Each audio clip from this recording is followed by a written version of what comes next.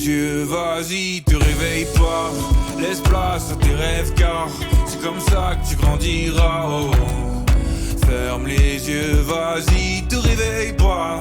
Laisse place à tes rêves car c'est comme ça que tu t'envoleras. Chaque jour, la la la, je m'envole au-dessus des humains. Mon cerveau l'en touche les nuages. Chaque jour, la la la, je m'envole au-dessus des humains. Mon cerveau l'en touche les nuages. On te demandera jamais ton nom. La moitié de ton talent leur fait de l'ombre.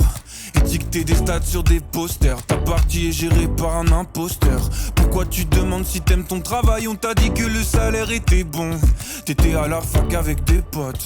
Maintenant tu connais plus leur prénom. Ferme les yeux, vas-y, te réveille pas. Laisse place à tes rêves car c'est comme ça que tu grandiras. Oh. Ferme les yeux, vas-y, te réveille pas. Laisse place à tes rêves car c'est comme ça que tu t'envoleras. Chaque jour, la la la, je m'envole au-dessus des humains. Mon cerveau l'en touche les nuages. Chaque jour, la la la, je m'envole au-dessus des humains. Mon cerveau l'en touche les nuages. Si demain tout le monde s'envole, on aura un peu les pieds sur terre. Regarde le monde avec un œil d'enfant pour transformer tout le décor en jouet. Si t'as mal aux oreilles quand tu t'élèves dans le ciel, c'est que t'as pas bien écouté. La parole de l'enfant qui sommeille dans ton cœur va bientôt finir par s'essouffler. Chaque jour, la la la, je m'envole au-dessus des humains. Mon cerveau l'en touche les nuages. Chaque jour, la la la, je m'envole au-dessus des humains. Mon cerveau l'en touche les nuages. Je m'envole au-dessus des humains. Mon cerveau l'en touche les nuages. Je m'envole au-dessus des humains. Mon cerveau l'en touche les nuages. Fadjet sur internet www.fadjet.net.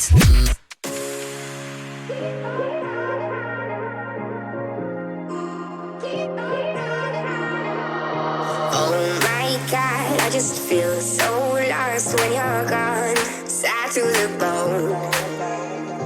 Day and night I've been searching deep in my soul. Now I know, no matter what it takes, I'll be waiting there for you. I can breathe until you're in my arms.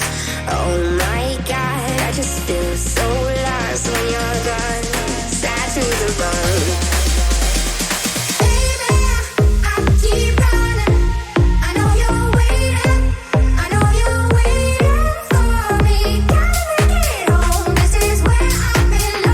Keep running.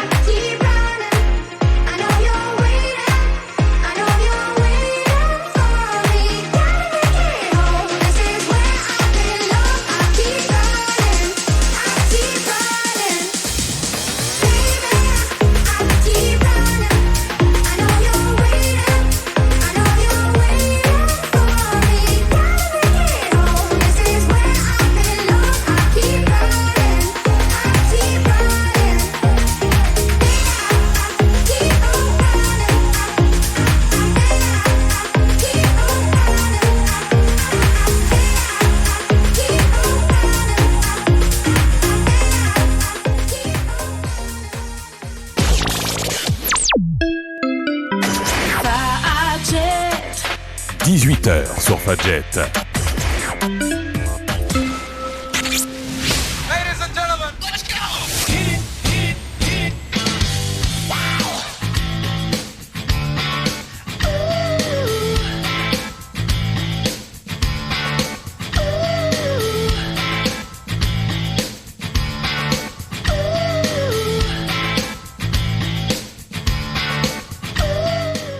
Bonsoir les étudiantes, bonsoir les étudiants, vous écoutez Fadjet, vous écoutez Menu étudiant depuis le 94.2 FM, depuis le www.fadjet.net et même en vidéo depuis Twitch. Tous les mercredis soirs, nous vous accompagnerons dans le monde des étudiants pour parler de ces actus, mais aussi de nos coups de cœur et de nos coups de gueule. Je sens que ça va être la thématique de la soirée. Et nos bons plans, nous recevrons aussi des invités et débattrons avec eux sur les sujets de la vie étudiante, mais vous pourrez aussi intervenir dans l'émission via le chat Twitch sur lequel nous diffusons donc cette année l'émission en direct et en vidéo.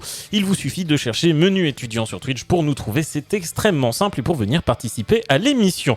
Cette émission, elle serait bien triste sans mes chroniqueuses et chroniqueurs, ça tombe bien. Ce soir, j'ai plein de monde autour de la table.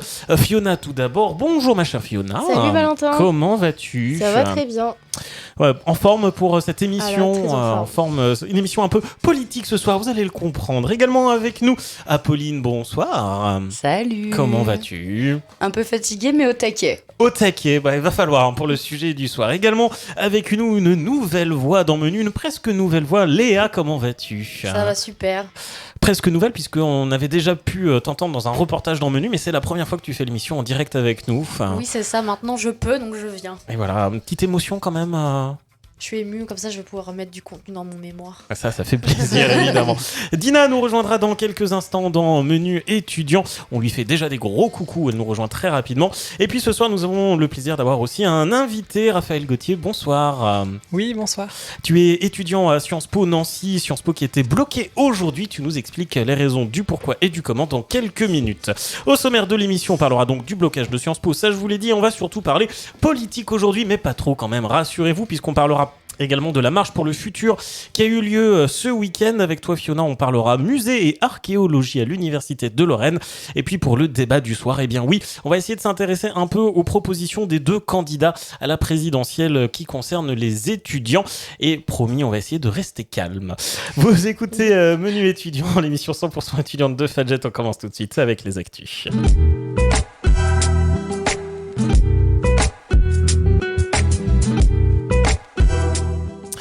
Et je vous l'ai dit, ce soir, nous avons le plaisir d'avoir un invité que je vais essayer de mettre correctement à la caméra pour qu'on le voit bien. Voilà. Ce soir, donc, Raphaël Gauthier, tu es avec nous. Re-bienvenue à Menu étudiant. Tu es donc étudiant à Sciences Po Nancy et depuis ce matin, eh bien, Sciences Po est bloqué. Les étudiants ont fait blocus. Ce mouvement, il est donc à Nancy, mais il est aussi à Paris. Est-ce que tu peux nous expliquer pourquoi il y a ce blocus, comment il est né, comment est-ce que ça s'est constitué ? Mais alors à la base, c'était en réaction au résultat de ce premier tour qui en fait ne laisse juste aucun choix à la jeunesse pour son avenir entre deux candidats qui, de par leur programme et de par ce qu'ils annoncent, nous font un peu... c'est un peu pessimiste pour nous quoi. Vous sentez que les jeunes ne sont pas bien représentés dans ces programmes et donc c'est un peu cette volonté de faire passer par les blocus. Bah oui, en fait, les sujets qui nous intéressent et nous passionnent ne sont absolument pas évoqués par ces candidats.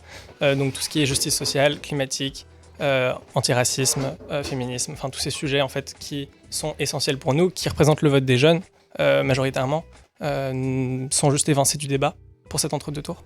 Très bien, donc vous, votre volonté, c'est que ces sujets ne soient pas oubliés, qu'ils restent dans le débat, même si ce n'est pas les préoccupations principales des deux candidats restants. C'est exactement ça en fait. C'était l'objectif du blocus de imposer ces sujets, en discuter, mobiliser les étudiants et les étudiantes pour que ce ne soient pas les grands oubliés des débats publics.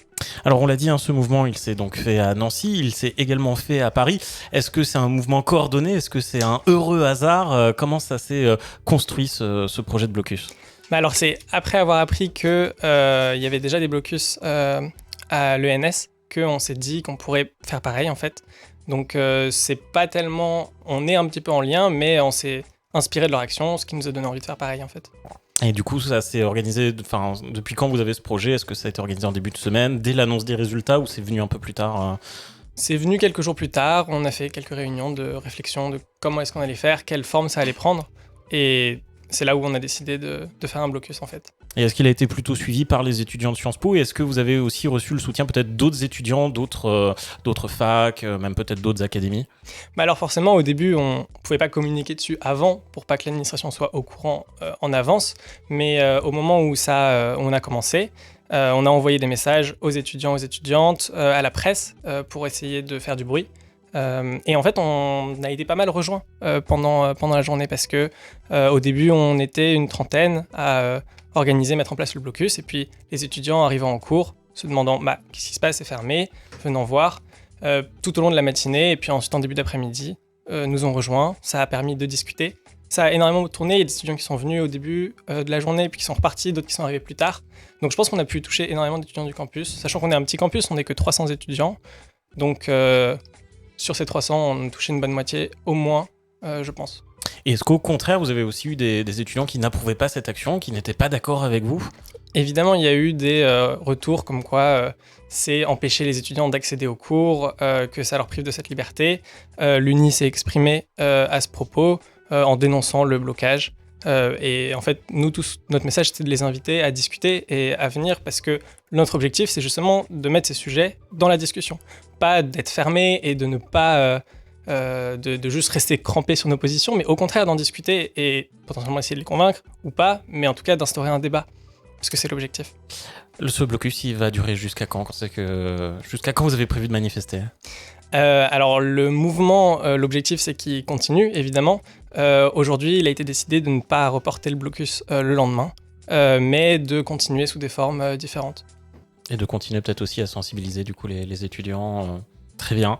Voilà, peut-être, est-ce que vous avez un dernier message que vous avez envie de faire passer? Cette initiative, elle nous tenait énormément à cœur, et on espère, c'était un petit peu l'objectif, que ça puisse être suivi ailleurs, même si on sait que c'est les vacances pour beaucoup de facs, et que ça arrive à l'ENS, c'est arrivé chez nous. Maintenant, ce qui serait génial, c'est que ça puisse naître dans d'autres campus et dans d'autres facs en fait. Et surtout que les candidats entendent les revendications. Évidemment. Merci beaucoup Raphaël Gauthier, donc étudiant à Sciences Po, d'être venu nous présenter ce blocus, on l'a dit, donc à la fois qui a eu lieu à Nancy, mais également à Paris-Sorbonne, qui a été donc bloqué également toute la journée. Voilà, c'est un peu l'actu chaude de la journée, en tout cas pour ce menu étudiant. Merci encore une fois à notre invité. On va faire une première pause musicale, 18h08, on écoute Orelsan avec La Quête, on se retrouve juste après, on continue de parler un petit peu politique. Ça va être un peu la thématique de la soirée, je vous le cache pas.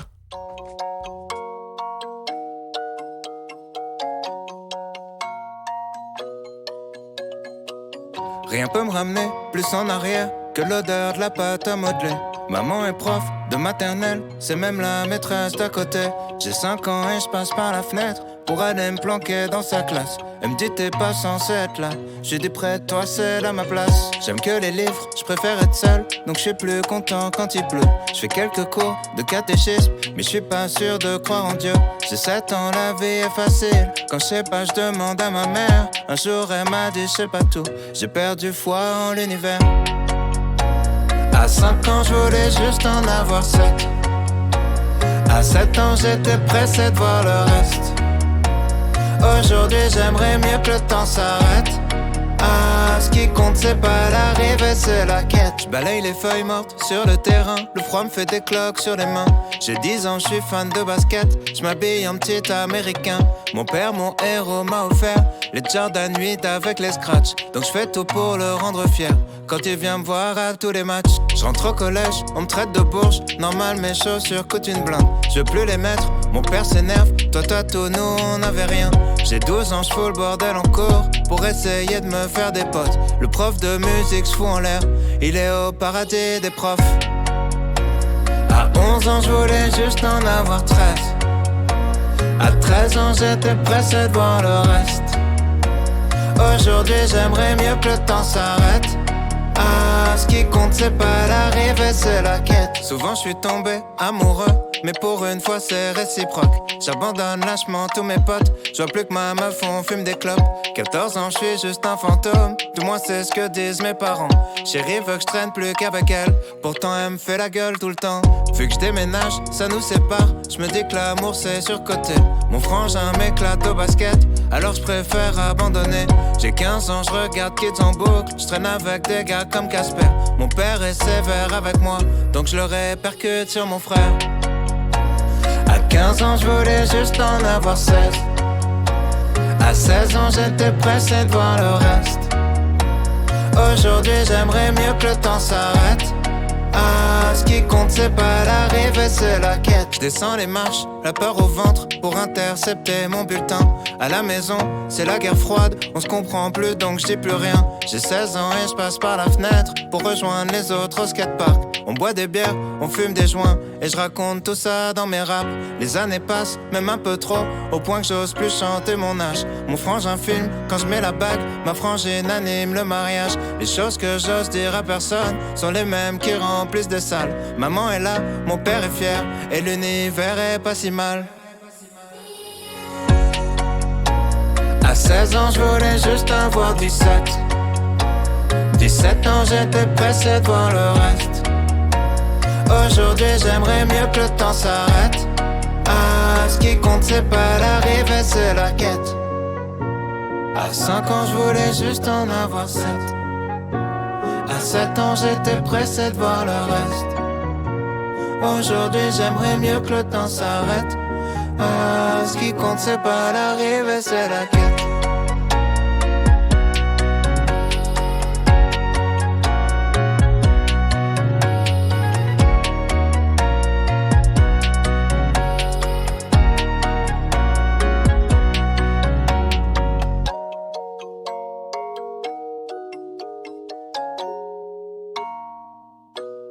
C'était Orelsan avec La Quête, il est 18h12, vous écoutez toujours Menu étudiant sur Fadjet.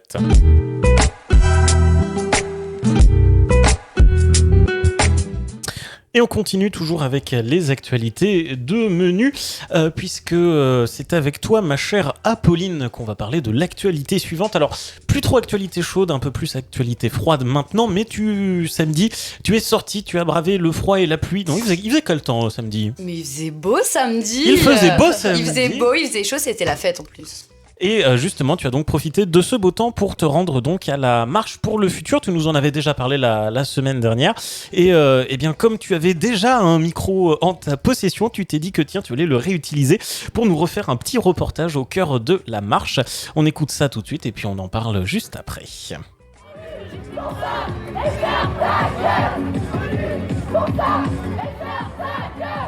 Auditeurs, auditrices, vous l'aurez sûrement compris, en partie parce que je vous en ai parlé la semaine dernière, je suis allée à la marche pour le futur de samedi 9 avril. Nous avons été plus de 60 000 à marcher dans les rues françaises réparties dans plus de 80 villes.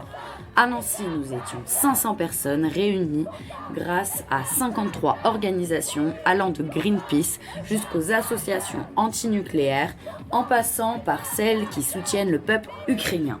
À la veille des élections présidentielles, j'ai posé quelques questions aux jeunes manifestants et militants pour connaître les raisons qui les poussaient à être au même endroit que moi un samedi après-midi.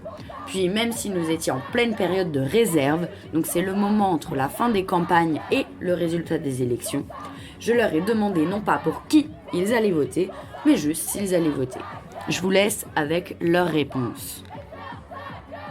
Comment as-tu su qu'il y avait cette manifestation pour le futur aujourd'hui ? Sur les réseaux sociaux. J'avais du coup reçu la newsletter sur la marche du futur et il y avait la carte et j'ai vu qu'il y en avait une à Nancy. Je suis inscrit au site de la marche pour le climat depuis la manif du 23 mars. Du coup, mes mails m'informent quand il y a des manifs à ce sujet. Pourquoi manifestes-tu aujourd'hui ? Je suis là avant tout pour le climat parce que pour moi c'est la cause principale qui est absolument absente de cette campagne. Donc c'est pour ça que je suis là. Je sais que c'est une manif beaucoup plus globale, donc forcément c'est un peu indissociable pour moi des droits des femmes, de toutes les violences qui leur sont faites. Enfin c'est les deux causes qui me tiennent les plus à cœur. Et je manifeste aussi parce que c'est les élections demain et qu'il faut absolument avoir peut-être un dernier élan de motivation parce que moi j'ai très peur et voilà c'est comme ça.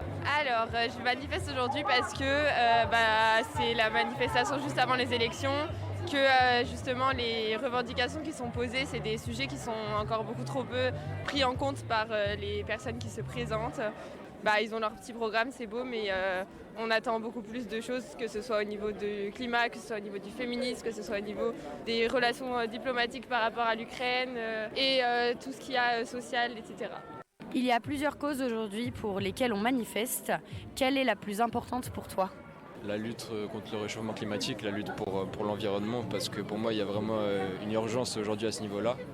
Et bien qu'on en parle plus et que ça soit plus médiatisé, je trouve que concrètement au niveau des actions, c'est toujours pas assez. Alors pour moi la priorité absolue c'est le climat, tout simplement parce que sur le très court terme c'est ce qui va nous poser le plus de problèmes le plus vite. Mais après, toutes les causes pour lesquelles on manifeste aujourd'hui, elles se rejoignent parce que la justice sociale, ça va pas sans la justice climatique. Et en fait, on voit bien que les inégalités climatiques, ça s'applique pas à tout le monde pareil. On voit que le capitalisme, c'est nul, que les riches s'enrichissent sur la guerre. Et nous, on veut pas ça. Et donc, à plus court terme, je dirais que c'est le climat. Mais en fait, on marche vraiment pour beaucoup de choses et l'un va pas sans l'autre. Pour toi, quel est le geste le plus écologique à faire au quotidien, d'un point de vue personnel ou collectif ? Moi j'ai parlé en termes de collectif. On pense bien qu'il n'y a pas de geste individuel parce que ce serait remettre la faute sur l'individu, alors que c'est un système qu'il faut combattre. Le système néolibéral, le système capitaliste qui détruit les ressources, parce que la croissance n'est pas infinie, puisque la croissance elle a comme limite la planète elle-même, il faudrait s'en rendre compte un moment. Donc voilà, comment bien lutter au quotidien? Tout simplement combattre le néolibéralisme et le capitalisme. Es-tu militante et si oui, pour quel assaut ? Alors oui, je suis militante et je suis militante antispéciste animaliste. Donc je milite avec plusieurs associations comme L214 ou Anonymous for the Voiceless. Pour ma part, oui, je suis militant pour le collectif Extinction Rébellion, donc, qui est un collectif désobéissance civile non violent pour la lutte contre l'inaction climatique de nos dirigeants. Alors oui, je suis militante pour l'association Les Amis de la Terre, qui milite justement pour un monde plus durable, plus juste, et qui mène des actions notamment de plaidoirie et qui soutient toutes ces actions. Alors je suis militant Greenpeace. Greenpeace est une ONG, donc une organisation non gouvernementale apolitique et pacifiste qui lutte contre tout ce qui se passe au niveau du climat actuellement, mais aussi depuis sa création. Et à Nancy, le groupe local a besoin de nouveaux militants, que ce soit des militants actifs au sein du groupe ou ponctuellement comme ça, comme ici à des marches pour le climat, pour le futur ou d'autres événements qu'on peut organiser tout au long de l'année. Comptes-tu aller voter demain ? Oui, je compte aller voter et je pense que c'est important en tant que jeune de donner sa voix. Oui, je pense que c'est important d'aller voter pour exprimer sa voix, ses idées. Ouais, pour la simple et bonne raison qu'en fait c'est une chance qu'on a en fait dans notre pays de pouvoir aller voter et de s'exprimer, même si je trouve que c'est pas encore trop souvent. Il y a des pays où les gens ne peuvent pas s'exprimer, ne peuvent pas voter, et même si en France, je pense que le président ou la présidente ne changera pas grand-chose, il faut quand même aller le faire simplement parce qu'on en a la possibilité. J'aimerais bien y aller, mais étant donné que je n'ai pas encore ma nationalité française, je suis russe, je ne peux pas. Si je l'avais, clairement, j'y serais allée. Du coup, ouais, moi j'y vais, et j'y vais avec pas mal d'angoisse et aussi des espoirs, mais j'y vais. Vous l'aurez compris, même si les jeunes présents samedi étaient majoritairement des militants et non pas des manifestants, l'engagement et les valeurs portées par la jeunesse ne sont pas près de s'arrêter et encore moins au vu des résultats sortis dimanche à 20h. Si toi aussi tu veux t'engager, prendre part à la lutte pour une justice sociale et climatique, les associations, collectifs, ONG sont toujours à la recherche de monde, que ce soit pour une journée en manif ou prendre part à l'organisation d'événements ou autres. Pour plus de renseignements, tu peux soit te rendre au plan B à Jarville-la-Malgrange où se retrouve un grand nombre d'assauts, soit retrouver le compte Insta, la page Facebook, le site internet de la lutte qui te parle le plus et les contacter directement. Féministes, antiracistes, antifascistes, écolos, pour les droits LGBTQIA+, et j'en passe, c'est le moment de se mobiliser chaque jour encore un peu plus que la veille. Et merci à Pauline pour ce reportage. Bon, en tout cas, on sentait une bonne humeur pendant cette marche. Est-ce que tu peux nous dire un peu une moyenne d'âge ? Est-ce qu'il y avait que des jeunes ? Est-ce qu'il y avait un peu tous les âges ? Alors moi, j'ai été surprise du fait qu'il y ait peu de jeunes. Ah ouais ? Donc j'ai réfléchi un petit peu à qu'est-ce qui s'est passé ces derniers jours pour qu'il y ait aussi peu de jeunes.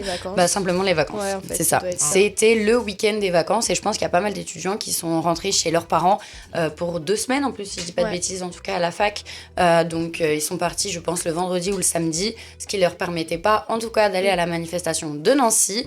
Peut-être qu'ils sont allés ailleurs, je ne saurais jamais. Oui, puisque c'était un mouvement qui n'était pas canon, c'était national. Voilà, c'est ça, il y avait plus de 80 lieux de manif en France, enfin, genre, il y avait de quoi faire. Voilà, et ça rejoint un peu finalement l'action qui a été menée aujourd'hui avec l'invité dont on parlait tout à l'heure, le blocus, c'est-à-dire de remettre sur le devant de la table les points qui nous semblent principaux, pendant cette campagne, à savoir donc principalement l'écologie et le social aussi, visiblement. C'est ça. Donc voilà, est-ce que toi tu as passé un bon moment pendant cette marche ? Ah bah carrément, puis genre, moi je vais en manif, je recroise des potes, je me fais de nouveaux potes, enfin genre, pour moi c'est un lieu magique. Hein. Bon et ben voilà, écoute, on te laisse le micro, peut-être que tu nous trouveras encore une manif pendant les vacances, on verra bien. Tu nous tiendras au courant, on nous fait oui de la tête, très bien. Bah, écoute, moi ça me va. Merci beaucoup en tout cas Pauline pour ce petit reportage, donc c'était la marche pour le futur, et comme tu l'as dit, il y avait donc plein de mouvements, plein d'actions qui étaient rassemblées, plein d'associations, et on peut les retrouver un peu toutes sur chacune leur réseau. Et un grand merci à tous les gens qui ont accepté de répondre à tes questions et de participer à ce reportage. 18h21, on fait une pause avec Angèle, ça s'appelle Démon. Juste après, petite pause politique dans l'émission. On souffle, on va parler archéologie avec toi, ma chère Fiona. Allez, tout de suite Angèle avec Démon. Le Crous Lorraine accompagne les étudiants. Besoin d'une bourse, d'un logement en résidence universitaire ? Rendez-vous dès maintenant et jusqu'au 15 mai sur messervicesétudiants.gouv.fr pour remplir votre dossier social étudiant. Une seule démarche en ligne pour faire vos demandes de bourse et de logement, et c'est jusqu'au 15 mai sur messervicesétudiants.gouv.fr.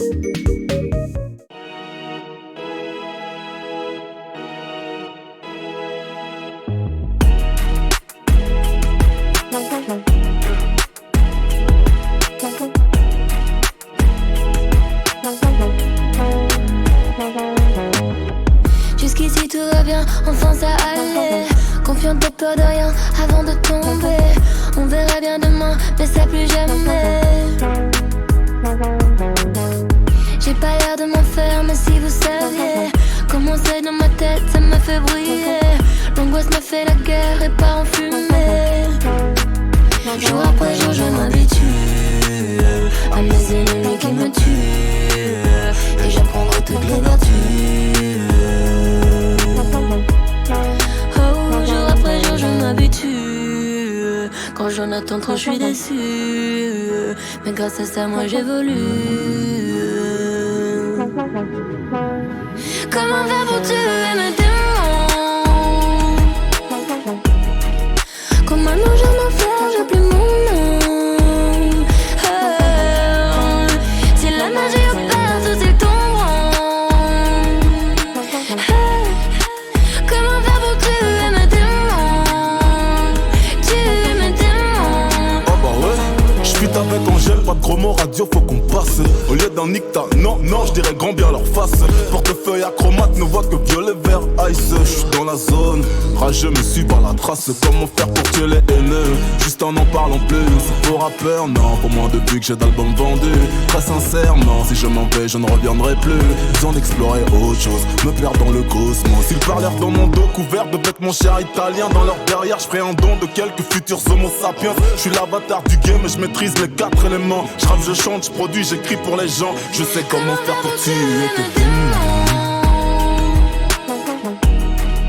Comment non, j'en ai fait, j'ai plus mon nom. Oh, si la magie opère, tout est tombant. Oh, comment faire pour tuer mes démons? Tuer mes démons. Comment faire pour tuer mes démons? Comment non, j'en ai fait, j'ai plus mon nom. Oh, si la magie opère, tout est tombant. Oh, comment faire pour tuer mes démons? Tuer mes démons. Mes démons, mes démons, mes démons, mes démons, mes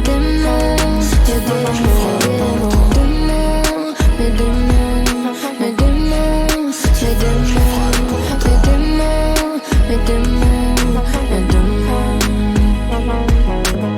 Angèle avec Démon à l'instant, il est 18h24, vous écoutez toujours Menu étudiant sur Fadjet. Fadjet à Nancy sur 94.2.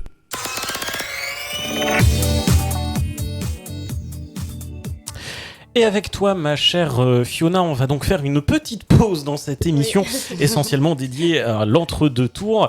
On va donc parler avec toi d'archéologie, le musée archéologique. Je te laisse nous présenter tout ça et puis ensuite on écoute le petit son. Alors la semaine dernière, je me baladais dans ma fac, je suis étudiante sur le campus Lettres et Sciences Humaines à Nancy, et dehors, près de l'espace Déléa, je me suis arrêtée devant une salle qui m'a un peu intriguée parce que j'ai vu qu'il y avait des œuvres d'art à l'intérieur. Donc je passe devant cette salle tous les jours pour aller en cours, mais j'ai jamais osé y rentrer. La porte était ouverte, j'ai sauté le pas. À l'entrée, il y avait 2 jeunes étudiants. Ils m'ont expliqué que cette salle mystérieuse, c'était en fait le musée d'archéologie de l'Université de Lorraine, qui est placé au cœur de la fac de lettres. Donc est-ce que vous étiez au courant qu'il y avait ce type de musée dans la fac de lettres ? Oui. Non. Oui. Ah mince. Bon bah j'arrête ma couette. Non, moi non, t'inquiète. Tu as 2 oui, 2 non, c'est un 50-50. Voilà. Alors, moi non plus du coup. Donc un 60-40. Après ma visite du musée, j'ai discuté avec Jean. Il est étudiant en histoire de l'art et en archéologie. Il est aussi bénévole dans le musée. Sa mission, accompagner les visiteurs du musée. Il m'a expliqué qu'ils étaient près d'une dizaine de bénévoles à entretenir le lieu.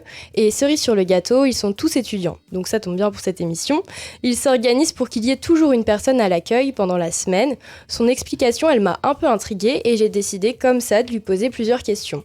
Jean nous présente le musée d'archéologie de l'Université de Lorraine, les œuvres présentes et l'intérêt des étudiants nancéens pour l'art. C'est un musée qui a été créé en 1904, qui était auparavant situé sur le campus droit et qui a été imaginé et pensé en 1878 pour servir de support pratique aux études théoriques d'archéologie, mais aussi pour intéresser évidemment tous les étudiants à l'art, à l'archéologie, à l'histoire de l'université et du monde méditerranéen. On retrouve quoi comme type d'œuvre ici ? Alors on trouve surtout de la céramique, donc des poteries, qu'elles soient grecques, égyptiennes ou encore romaines. Mais on trouve aussi des métaux, des plâtres, donc des copies d'œuvres préexistantes. Est-ce que vous organisez des événements ?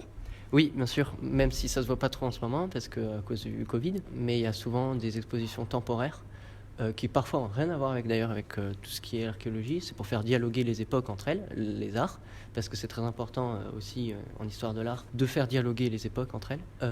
Et donc, par exemple, la dernière qui avait lieu était sur le temple de Jérusalem, et avant ça, c'était sur les autels et sur la conception des autels à travers l'histoire. Est-ce que les étudiants ils sont intéressés, ils viennent dans ce musée ou pas beaucoup ?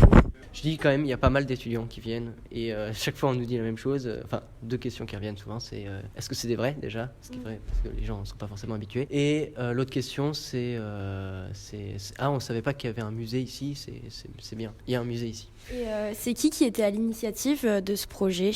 Celui qui a lancé le projet, c'est monsieur Paul Perdrizet, qui est devenu ensuite directeur de l'école française d'Athènes, qui est une école spécialisée en archéologie. Le musée, en réalité, a connu une histoire très mouvementée. Donc, c'est seulement depuis 2017 qu'il est dans sa forme actuelle et que c'est Sandrine Hubert, donc une ancienne professeure suisse, qui a remis au goût du jour le musée et qui a obtenu des financements et des subventions pour le réhabiliter.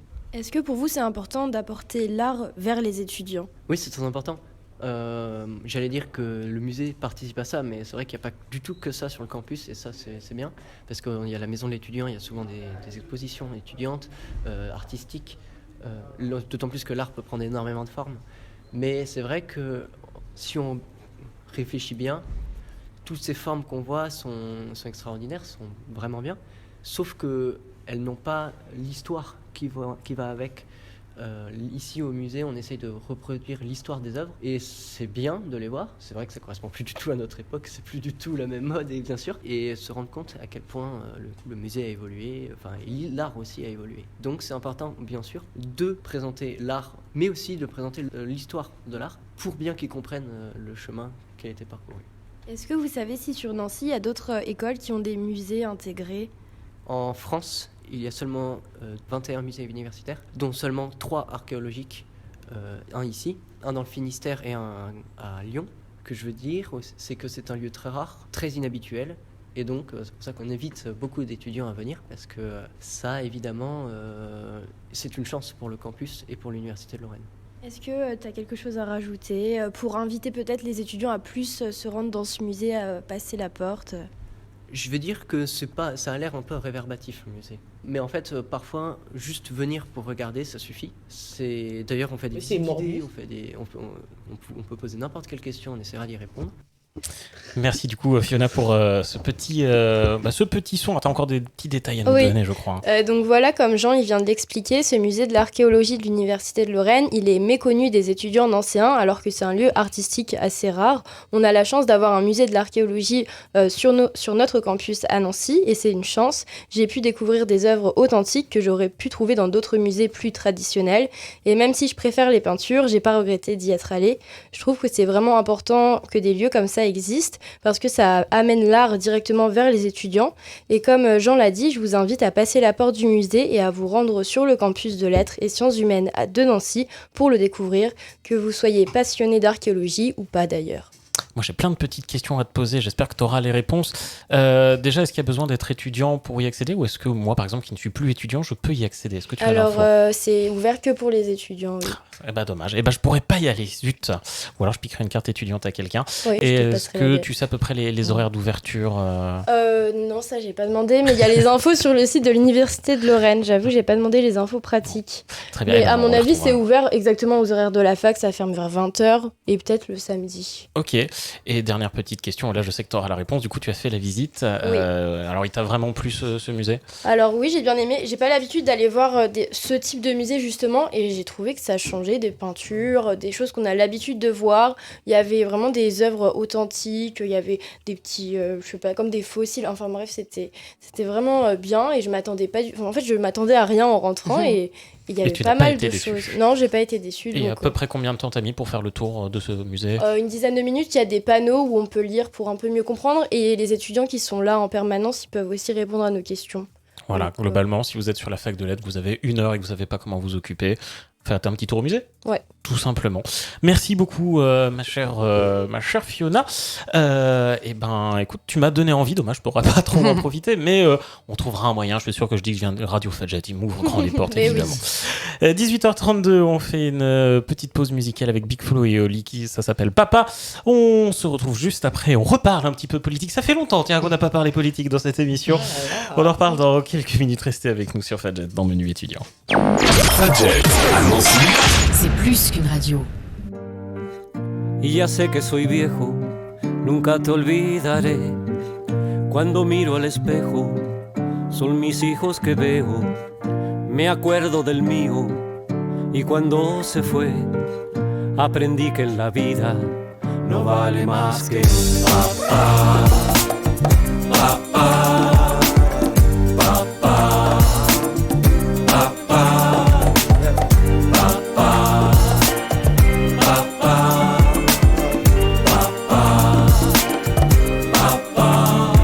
Maman, ce texte sera pas pour toi. Je suis discret en vrai, mais en musique il faut que je parle. Sa voix vibrait dans mon oreille quand j'étais dans ses bras. Les chansons à la guitare, les bisous avec la barbe. Il parle de l'époque du lycée, avec mélancolie. Je m'endormais sur le canapé, je me réveillais dans mon lit. Il m'a laissé veiller devant les films que j'aimais bien. Il m'engueule jamais, le pire c'est quand il dit rien. Ses histoires et ses blagues quand il picole. Ses vieux pulls et ses chemises à auréole. Maintenant c'est bon, et bêtement on en rigole. Mais j'étais con, et j'avais honte devant l'école. L'odeur du café le matin, la voiture, les souvenirs, les au revoir, les câlins. Ses blessures, ses soupirs, ce sera toujours mon père et je reste son gamin. Et quand j'en aurai un, je lui parlerai du mien.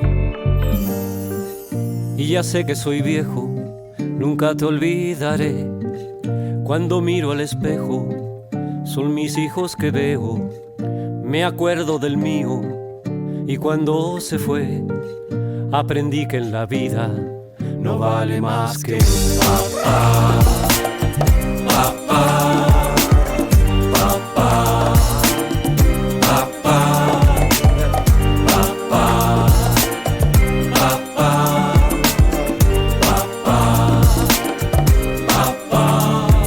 Depuis mes tout premiers pas, tous mes amis le trouvent vraiment très sympa. Il les invite à partager le repas. Mon père c'est le meilleur mais ça se compare pas. Il est ridé, la jeunesse l'a quitté. Comme tous les pères, il a l'air déprimé. Pensif dans le salon, je le vois à chaque fois. Je crois qu'il regrette l'époque où il était pas papa. Mon père c'est mon boss, mon roi, mon héros. Moi, je suis son gosse, son minot, son héros. Quoi? Il tourne tous mes problèmes en dérision. Je suis une des raisons pour laquelle il peut finir en prison. Quoi qu'il arrive, il accomplit sa mission. La berceuse du soir et les bisous qui piquent devant la télévision. Le sport devient une religion. La sueur des joueurs de foot devient de l'eau bénite. Si ton père n'est pas là, tu sais, ne sois pas triste. Tu évites les engueulades pour le bouchon du dentifrice. Et j'appréhende déjà le jour des grands adieux. Y a pas de bon père, y a que des hommes qui font de leur mieux. Celle-là c'est pour nos pères, nos padrés, ceux qui disent je t'aime sans même parler. Pour ceux qu'on regrette, ceux qui sont pas passés. Mais si t'es papa, tu sais que t'es pas parfait. Celle-là c'est pour nos pères, nos padrés, ceux qui disent je t'aime sans même parler. Pour ceux qu'on regrette, ceux qui sont pas passés. Mais si t'es papa, tu sais que t'es pas parfait. Papa, papa.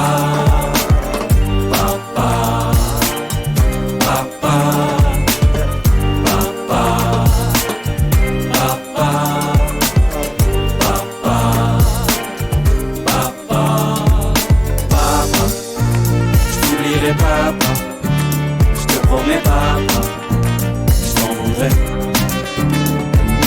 Papa, je t'oublierai pas. Je te promets pas. Je t'en voudrais. Papa, je t'oublierai pas. Je te promets pas. Je t'en voudrais. Papa. Allez. Le grand débat de Menu étudiant. C'était un garçon qui suit trop la tendance. Moi je suis superficiel. Ah putain, mais de la part d'un faillot, ça me fait super plaisir ça d'être superficiel. Ça va saigner. Oui, ce soir, il y a moyen, on parle politique, ça va donc forcément saigner. Vous écoutez toujours Menu étudiant sur Fadjet et on va s'intéresser à un sujet compliqué, un sujet épineux, un sujet saignant, j'ai envie de dire, mais surtout d'actualité. On va parler politique. Je pense que c'est un parfait moment pour parler de politique, en toute détente, bien sûr. On va donc parler de cet entre-deux tours, on va donc parler des deux candidats restants, Emmanuel Macron et Marine Le Pen, pour La République En Marche et le Rassemblement National respectivement. Et surtout, on va se poser la question des jeunes et surtout des étudiants dans un premier temps, savoir ce que chacun propose donc pour les étudiants. Et déjà, premier point positif, il y a des points pour les étudiants dans les deux programmes. Ça déjà, c'est un bon premier point. Deuxième bon point selon moi, je trouve qu'il y a des propositions plutôt intéressantes des deux côtés et on va donc un petit peu en discuter, on va débrief un petit peu ces deux propositions. Ce que je vous propose, c'est que dans un premier temps, on écoute les porte-paroles régionaux et même nationaux de chacun des candidats qui ont été interrogés sur Fadjet dans le cadre d'interviews pour le premier tour. J'ai repris les extraits qui nous intéressaient, notamment autour de des étudiants et de ce qu'ils proposaient pour les étudiants. Je vous propose de commencer avec Ergun Toparslan. Il est porte-parole national, représentant local à Nancy d'Emmanuel Macron et on écoute ce que le candidat La République En Marche propose pour les étudiants. Alors, la jeunesse et surtout le lien intergénérationnel, le pacte intergénérationnel est un pacte important, un axe fort du programme d'Emmanuel Macron parce qu'aujourd'hui, le gouvernement, encore une fois, a fait de la jeunesse une priorité lors de son quinquennat précédent, avec, on a pu le voir pendant la crise, un accompagnement qui n'avait pas lieu dans d'autres pays. Aujourd'hui, on souhaite accentuer cela, on souhaite améliorer les choses qui ont été positives, donc je pense au SNU qui va être généralisé, je pense également au Pass Culture qui va être plus élargi. Tout ça va dans le sens de la jeunesse, surtout parce qu'on souhaite que notre jeunesse, dans son développement, dans son épanouissement, dans son intégration dans la République, dans la formation de républicains, parce qu'on se dit République et La République En Marche, on est des républicains, et il n'y a pas de République sans républicains, et on les forme à l'école, donc on va donner une importance essentielle à l'école pour former nos républicains, et on va surtout accompagner notre jeunesse dans leur vie universitaire, dans leur parcours universitaire, dans leur épanouissement, et surtout dans leur entrée dans le monde du travail, parce qu'aujourd'hui, l'une des grandes difficultés, c'est évidemment la situation précaire de notre jeunesse en phase étudiante, mais également dans l'entrée au marché du travail. L'objectif global qu'on a, nous, d'émancipation via le travail, elle est essentiellement liée à notre jeunesse, parce qu'on souhaite qu'à la sortie de parcours qu'ils peuvent avoir, on souhaite que les parcours soient également mieux orientés. Il y a eu une polémique avec une certaine fake news qui a été instrumentalisée, notamment sur l'apprentissage, mais en 5 ans, la France est passée de 200 000 apprentis à 500 000. On est passé même devant l'Allemagne qui a été un modèle en la matière et aujourd'hui on souhaite accentuer cela et donc c'est pour tout cela, je vous dis que la jeunesse sera un axe fort de notre programme et on souhaite s'engager sur ce terrain-là et d'aller encore plus loin sur les choses qui ont bien fonctionné lors de ce premier quinquennat. Donc ça, c'était le porte-parole d'Emmanuel Macron, Erguntor Paslan, donc porte-parole national et représentant local à Nancy. Si on résume un peu donc les idées qui sont données, donc continuer à faire fonctionner le SNU, donc le service national. Également donc beaucoup investir sur l'alternance, puisque donc il le citait, le nombre d'alternants a augmenté pendant le quinquennat d'Emmanuel Macron, et également au niveau de l'orientation et surtout parler politique dès les première classe pour donner des valeurs républicaines. Donc ça, c'est plus ou moins si on résume. Alors évidemment, il y a une autre candidate pour cette élection présidentielle au second tour, c'est Marine Le Pen. Je vous propose d'écouter Grégoire Laloux, il est coordinateur régional des jeunes avec Marine et il parle également de ce qui concerne les étudiants dans le programme de Marine Le Pen. Alors la jeunesse, c'est une des priorités de Marine Le Pen, c'est fondamental puisque c'est l'avenir du pays. Marine Le Pen, elle est très attentive sur ce sujet puisque les jeunes sont versés à une précarité de plus en plus importante et on l'a vu avec la crise sanitaire. Cette précarité a été renforcée par la crise sanitaire. Nous, on propose un certain nombre de mesures. Une des mesures, par exemple, c'est pour les jeunes qui rentrent notamment dans la vie active et qui commencent à payer des impôts. On veut exonérer d'impôts sur le revenu tous les jeunes de moins de 30 ans. Toujours dans cette mesure, dans l'esprit de cette mesure, nous voulons exonérer d'impôts sur les sociétés pour 5 ans, toute entreprise créée par un jeune de moins de 30 ans. Concernant les étudiants, là aussi, c'est très important. Nous voulons construire en 5 ans 100 000 logements étudiants, rénover l'existant, ce qui concerne les logements étudiants, parce qu'au-delà de la construction des nouveaux logements, il y a déjà beaucoup à faire avec l'existant en termes de rénovation. Nous voulons aussi soutenir financièrement les jeunes qui travaillent. Concrètement, qu'est-ce que ça veut dire? C'est-à-dire que les jeunes étudiants qui font des études et qui travaillent à côté, nous voulons soutenir, nous voulons récompenser, entre guillemets, ce choix qu'ils font. Enfin, quand je dis ce choix, c'est parfois un impératif. C'est-à-dire que nous voulons leur donner entre 200 et 300 euros mensuels à côté de ce job étudiant qu'ils auront, afin d'une part de valoriser leur travail et de les encourager dans leurs études, puisque ce renfort financier de 200 à 300 euros sera calculé aussi en fonction des résultats de ces étudiants, des résultats dans leurs études, afin là aussi de les encourager, de récompenser leurs efforts. Une autre mesure concerne les transports ferroviaires que nous voulons rendre gratuits aux heures creuses pour les 18-25 ans. Voilà, donc ça c'était Grégoire Laloux, le coordinateur régional des jeunes avec Marine, qui nous détaillait donc un peu tous les points qui concernent les étudiants dans le programme de Marine Le Pen. Donc si on résume un petit peu ce qui a été dit, donc c'est surtout exonérer d'impôts sur le revenu les moins de 30 ans et également supprimer l'impôt sur la société pour les entrepreneurs de moins de 30 ans pendant leurs 5 premières années de fonctionnement, et également un complément donc aux bourses et aux étudiants qui travaillent entre, on va dire, maximum 200 euros pour les non-boursiers et jusqu'à 300 euros pour les boursiers. C'est donc un peu les propositions de chacun des candidats. Donc je vous propose de revenir un petit peu peut-être point par point sur chacune de ces propositions, de les comparer et de dire un peu ce que vous en pensez. On va commencer avec un premier point qui a déjà fait pas mal parler pendant ces 5 dernières années, c'est la réforme du bac. Avant de rentrer totalement dans les études sup, parlons déjà donc un peu de la réforme du bac. Donc Emmanuel Macron, pour l'instant, a envie de continuer cette réforme du bac, de la laisser telle qu'elle, comme il a commencé pendant ces 5 premières années, avec quand même un petit retour en arrière, le retour des maths obligatoires et d'autres enseignements considérés comme fondamentaux dans le tronc commun. Du côté de Marine Le Pen, la réforme du bac, on est plutôt contre et elle souhaite un retour aux filières S, ES et L. Qu'est-ce qu'on en pense déjà sur ce premier point ? Pas tous en même temps, ce serait dommage. Bon, je sais que je vous ai demandé de vous retenir, mais quand même... Je vais commencer. Vas-y, Léa. Alors, moi, j'ai eu mon bac en 2017. Du coup, la réforme n'était pas encore passée. Donc, moi, j'ai passé un bac L. Donc, en vrai, à part les quelques retours un peu négatifs ou neutres qui sont arrivés après la réforme, j'ai pas trop de retours. Donc, je sais pas si majoritairement la réforme est bien prise ou pas. Après, est-ce que...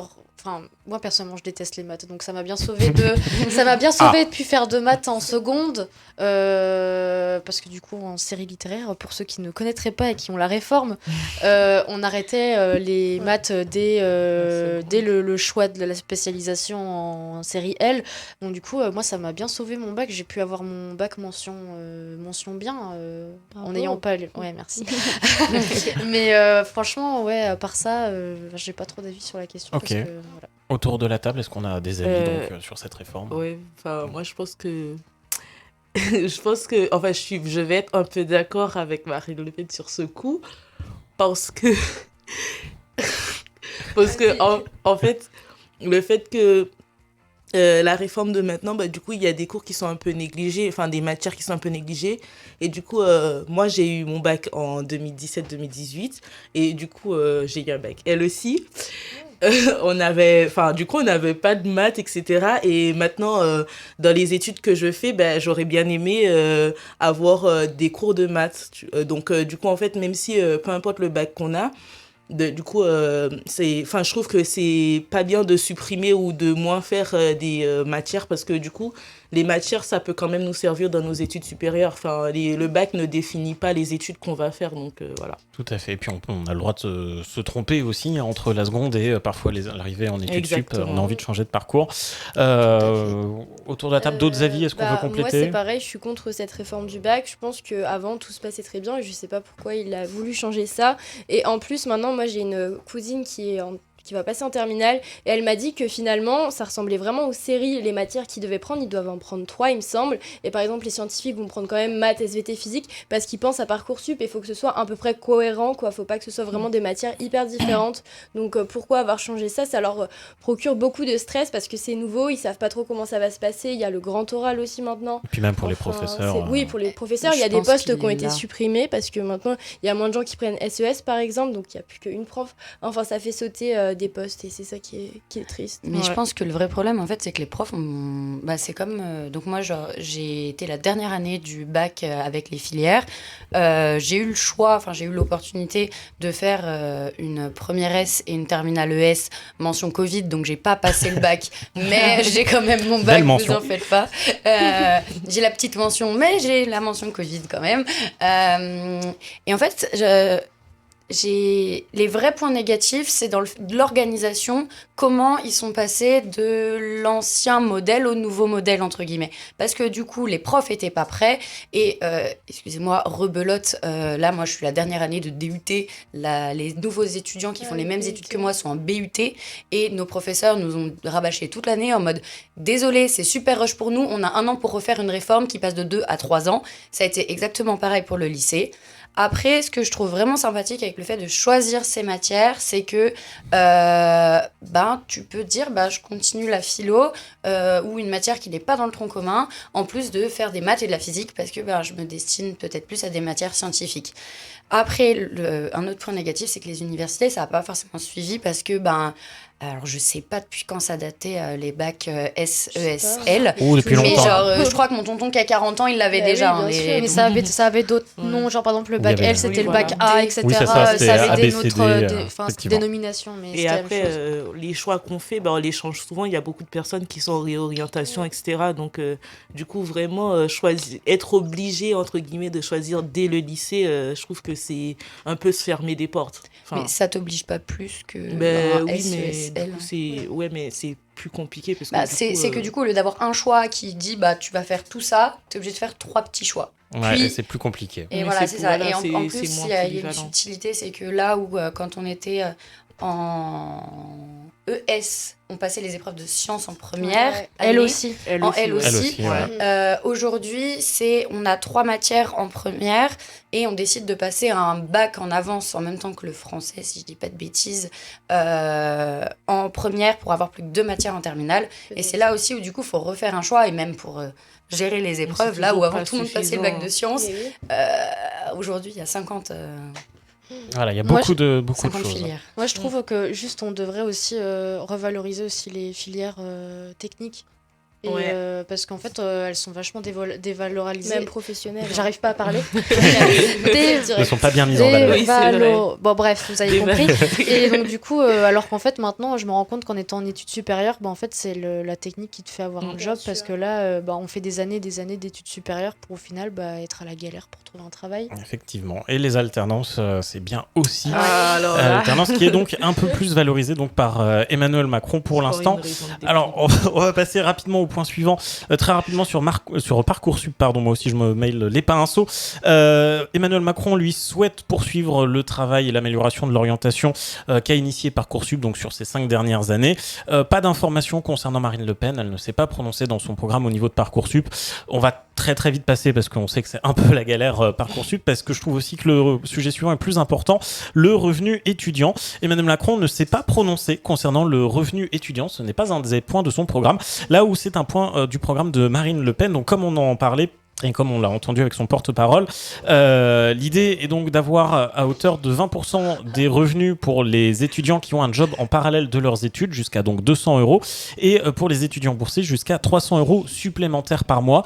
Qu'est-ce qu'on en pense de cette initiative ? Est-ce qu'on trouve que c'est une bonne chose ou pas ? Rapide tour de table, parce qu'il est déjà 18h50, mine de rien, le temps passe vite. Et oui, rapide tour. Eh ben vas-y Apolline, bravo, mais peut mieux faire. C'est déjà mieux que rien.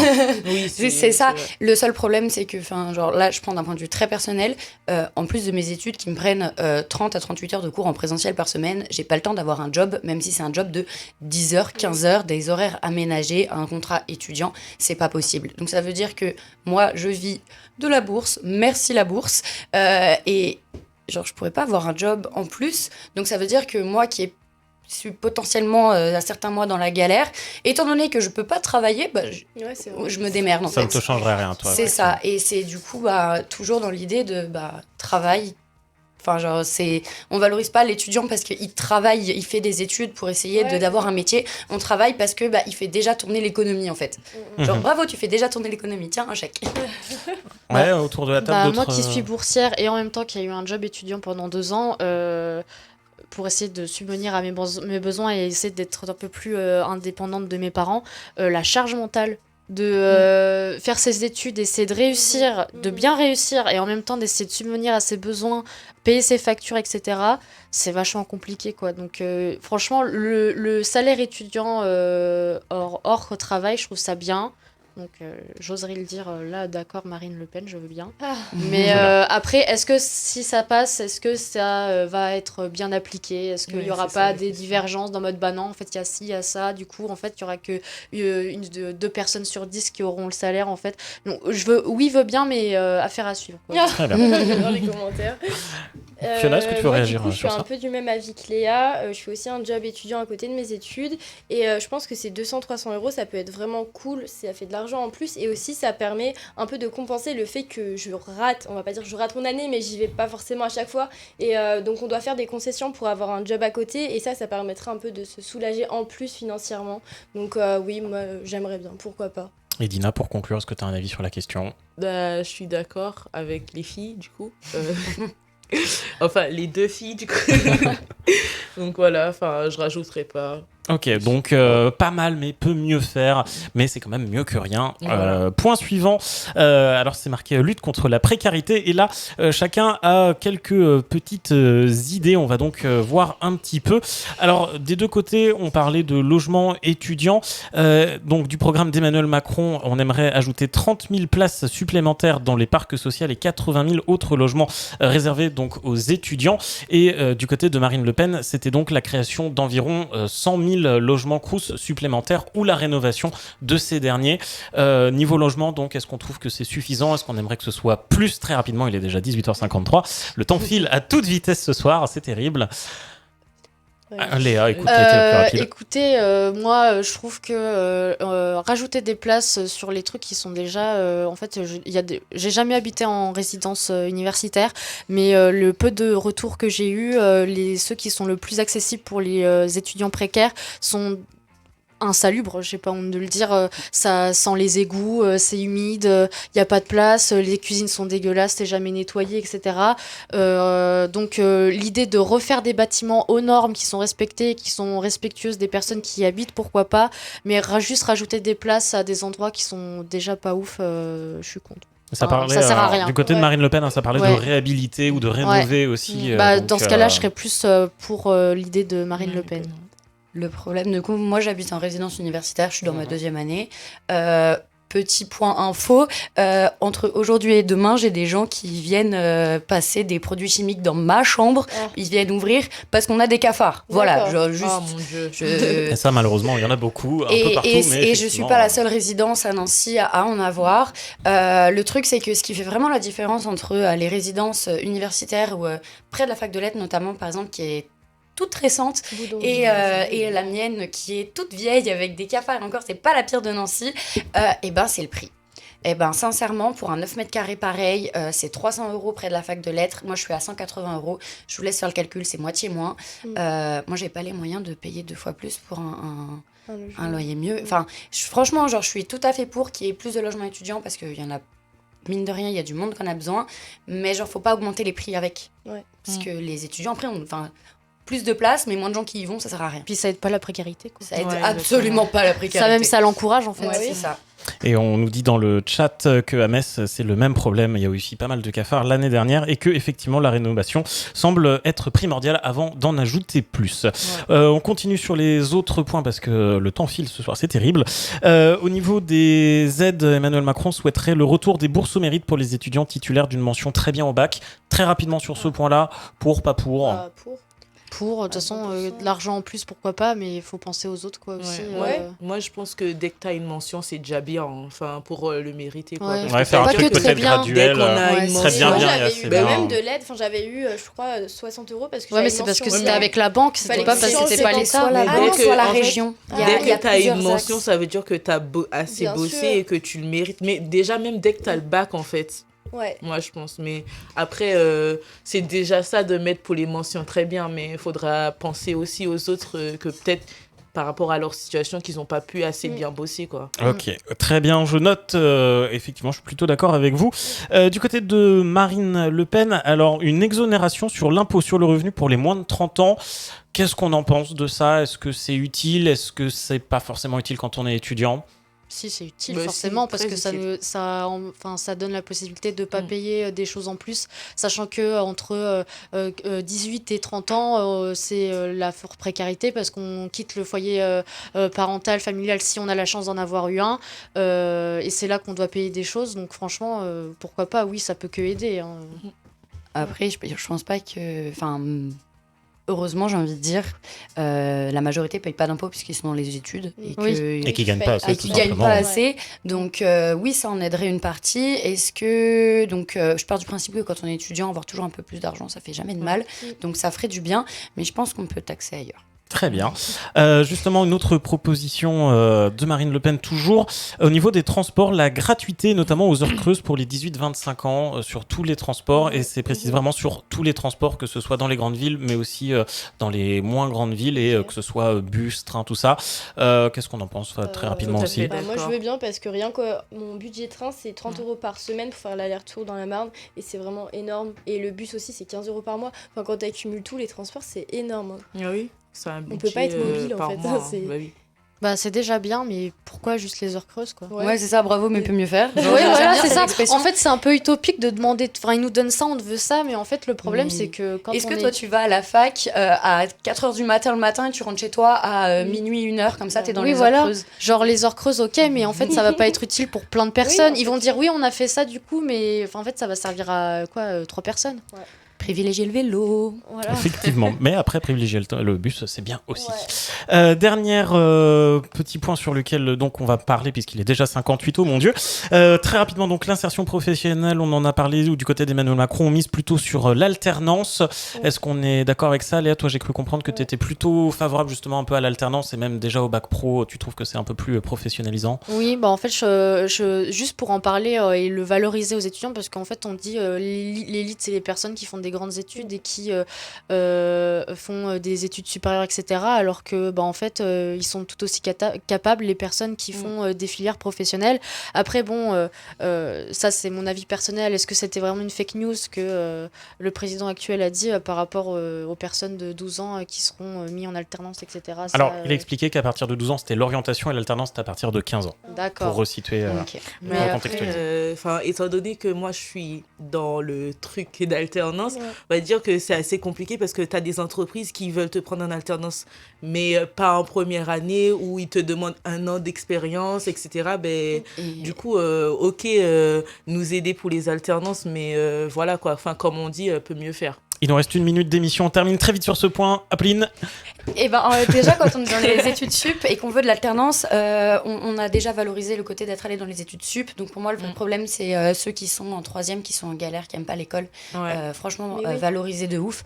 Le seul truc, c'est qu'on leur propose des métiers qu'on juge, entre guillemets, inutiles dans la société. Or, c'est des mécanos, c'est des électriciens, c'est vraiment des personnes, en fait, qui sont là, qui sont très utiles pour nos au quotidien, qui sont essentiels.